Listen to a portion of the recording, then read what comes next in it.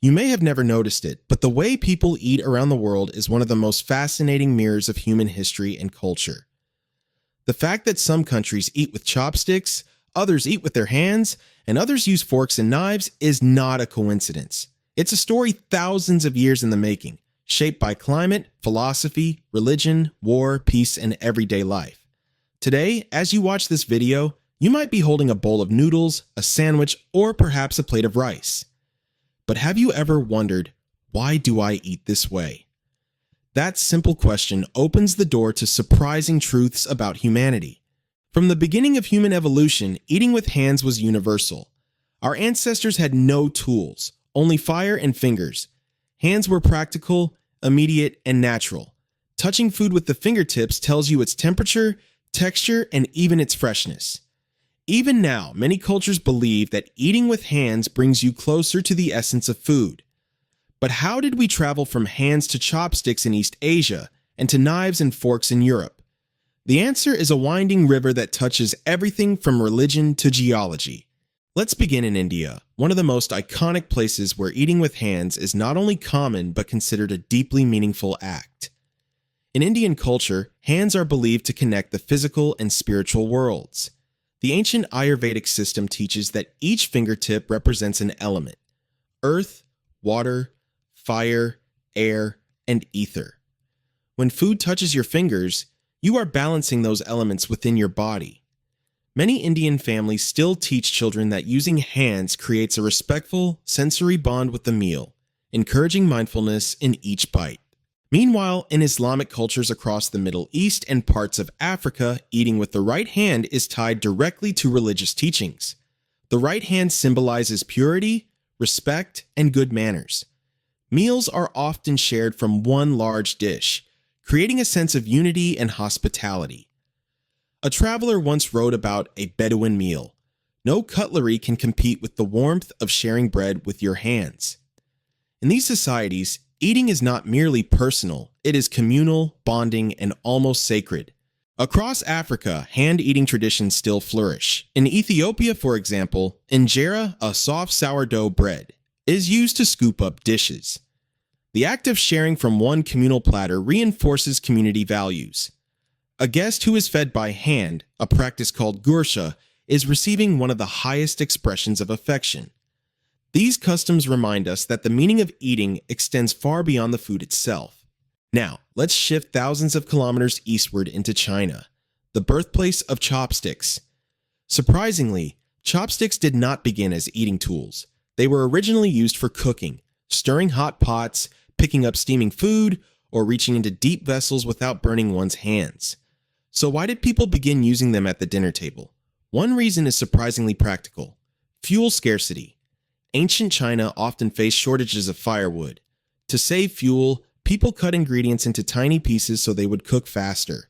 And when food was already cut before serving, there was no need for knives at the table, only chopsticks. Philosophy also played a major role. Confucius, one of the most influential thinkers in Chinese history, believed knives symbolized violence and should not appear at the dining table. Eating should be peaceful, harmonious, almost ceremonial. Therefore, chopsticks became the perfect tool: gentle, quiet, and elegant. Over centuries, they spread to Japan, Korea, and Vietnam, where each culture adapted them to local lifestyles. Japan created shorter, more pointed chopsticks designed for eating delicate fish. Koreans developed metal chopsticks influenced by royal traditions, paired with spoons for soup-heavy meals. Vietnam blended chopsticks with a rich diversity of soups, noodles, and shared dishes, making chopsticks not only practical, but symbolic of hospitality. In many Vietnamese homes, elders use chopsticks to serve children the best pieces of food, an act of affection embedded deep in family culture. This brings us to Europe, where the eating story took a completely different path. Unlike East Asia, Europe's climate supported large livestock, leading to diets rich in meat. Steaks, roasts, and large cuts required knives. Unlike China, Europeans did not view knives as symbols of violence. They were tools of hunting and craftsmanship. Over time, table knives became a standard part of dining. But what about the fork? The fork traveled from the Middle East to Europe but was initially mocked. In the 11th century, some Europeans accused fork users of being arrogant, asking, "Why use a tool when God gave you fingers?" Yet by the 18th century, forks became widespread. Elegance and etiquette reshaped European dining into a tool-based system. By the 19th century, the Western dining set, knife, fork, spoon, had become a symbol of civility and refinement. Meanwhile, Asia continued its chopstick traditions and vast parts of the world continued to eat by hand. Three parallel traditions formed three distinct global identities. But deeper than history, these eating tools reveal how societies think. Hand-eating cultures value connection, warmth, and community. Chopstick cultures value refinement, harmony, and delicacy. Knife and fork cultures value precision, structure, and individual plates. And none of them are superior. They are simply reflections of geography and philosophy. Even globalization has not erased these differences. A Korean visiting France might feel strange cutting food with a knife at every meal. A French traveler in India might hesitate before eating rice curry with fingers. A Chinese visitor might be surprised when someone uses chopsticks incorrectly. Yet these experiences create bridges, moments where we learn about each other. What's fascinating is that food companies today even design their products to fit tools. Noodles in Japan are long and firm for easy chopstick gripping. Western pasta is twirled with forks. Indian flatbread is sized for easy hand tearing. Tools and food evolve together. And here's the bigger truth. Tools shape behavior. Eating with hands makes meals communal. Chopsticks make meals slower and more mindful. Knives and forks make meals more structured. Even posture and hand movement change depending on the tool. Imagine a world where everyone eats the same way. Something essential would be lost. Culture, identity, memory. The way we eat is a living timeline of our ancestors. It tells us where we come from. It tells us what our ancestors valued.